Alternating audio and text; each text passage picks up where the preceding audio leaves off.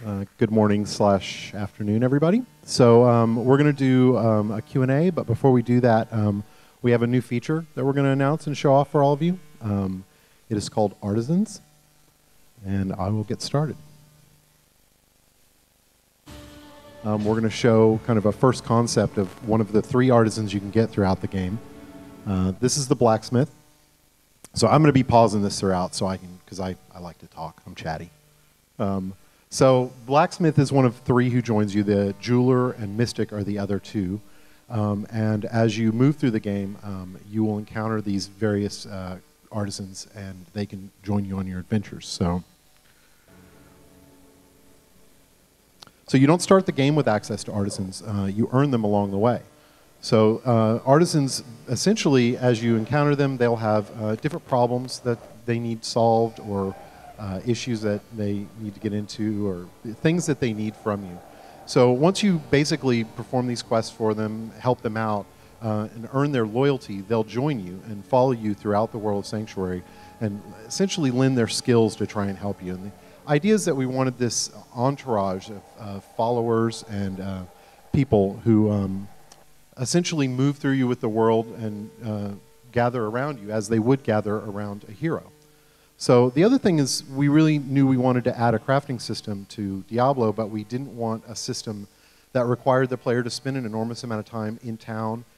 We didn't feel really good about the idea that the player would be in town, banging on an anvil, working out a daily living, while simultaneously trying to save the world.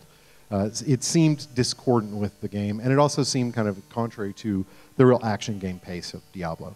So we loved this idea, though, that you would have these people with you who could essentially do these jobs for you, and that you can direct kind of their progress. So here we see the blacksmith has moved into town. He's got his cart all set up, and he's ready to go.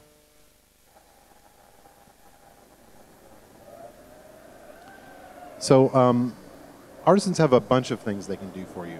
They can act as just kind of normal vendors, so you can buy items. We'll put better items in that store eventually. They won't all just be lousy, crappy white items. And you can sell stuff to them that you don't want. So they could just serve that basic function. All artisans can also craft items depending on the type of artisan they are. So the blacksmith mostly focuses on more heavy armor, chest pieces, things like that, and some weapons. Usually weapons more angled towards melee characters, although every artisan can do something for every class. Also, every artisan has special abilities. So the blacksmith can repair items, and none of the other artisans can do that. And he can also add sockets to items so that you can put gems into basically any item. So any item that doesn't already have sockets on it. So the way that works is basically if the item doesn't have sockets on it, and it's one of the items that he can add sockets to, he's got certain types, like he can do chest pieces or belts and things like that, then he can add sockets to it. So you can pretty much have gems on almost any item, regardless of quality.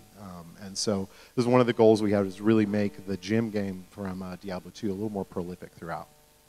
So the other thing that all artisans can do is they can train so they can get better over time, and we'll show that in a little bit. And they also have awesome gossip options for all of your fun learning about the world of Sanctuary. So here we have the crafting system. Essentially, crafting can't really work in Diablo the way it would work in a lot of other games. We don't want the items to be predictable. So what we've done is do a system that has a little bit of predictability to it, but still has a lot of randomness. So as we look at this item, if you can make out, which you may not be able to make out from out there, but essentially it is a dagger. It has a kind of a set range of damage that it does, but it also has 2 random properties. So every time you craft this item, it's going to give some random properties. So as you find different kinds of recipes, as your artisan levels up and gains more access to different recipes, they'll have different combinations. Some have more predictable combinations than others, but they all have some element of randomness to them. So the idea here is, to follow the Diablo item game. We don't want you to know exactly what you're going to get, but we did want crafting to give you a little bit of control so that you can kind of angle towards what you want. So we're going to kind of craft several items here. I'm going to make sure I'm not screwing up my script.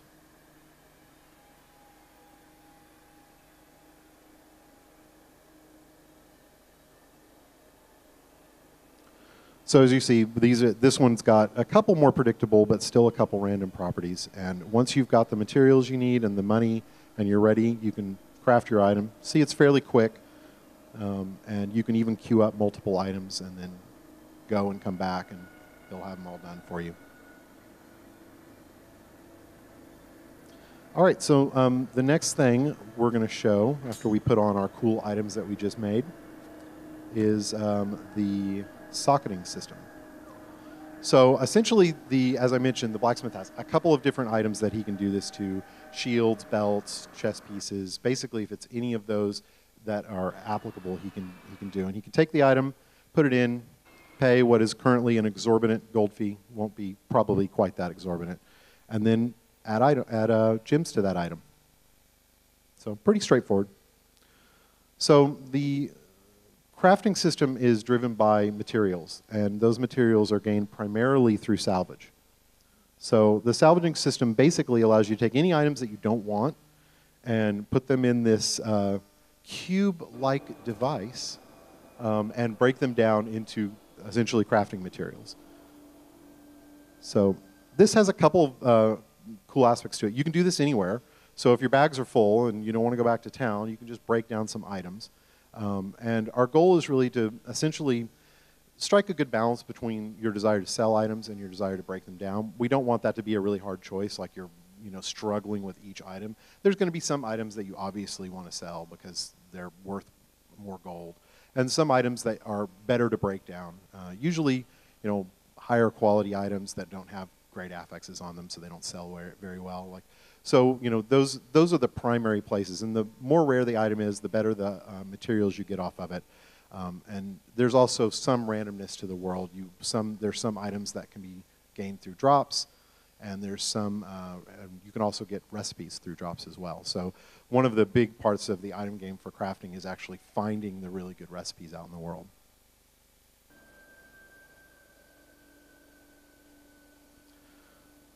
All right, so the next thing we're going to show you is how Artisan upgrades. This is my favorite aspect of the Artisan feature. One of the things that most crafting systems don't have is a visual element. We do with almost everything else. As you get better as a player, your skills look cooler and your armor gets better, and we tend to visualize almost everything about your character getting better. But in most games, crafting is not one of those things that you get a visual indication. You just get usually something in the UI. So, but because artisans are characters in the world, we can visually show them getting better over time. So the other thing we wanted was the leveling up process to be fairly easy. So as you see, this is actually about as quick as it is. It doesn't take very long to level a guy up once you have the materials. It's actually acquiring the materials, which you do by going out and fighting in the world. So again, we wanted the process of, move that forward. We wanted the process of crafting to be mostly focused on combat. We didn't want you, again, to spend tons and tons of time in town. We want you to go out, kill monsters, find materials that you want, find items that you want, find items that you're going to break down, and always be wanting to get back out into the world and fight more. So this is an example of the blacksmith once he's fully upgraded. And every artisan will have several levels of kind of visual upgrades that they get throughout the game world. So that is pretty much the artisan feature. The only thing left is for us to, I can't really do a video where we don't kill something. It doesn't feel right. So there we go, there's our killing. We're using our crafted items and we're killing goats and we're staring at rainbows. And that is artisans. Pause this at a good spot. Thank you very much.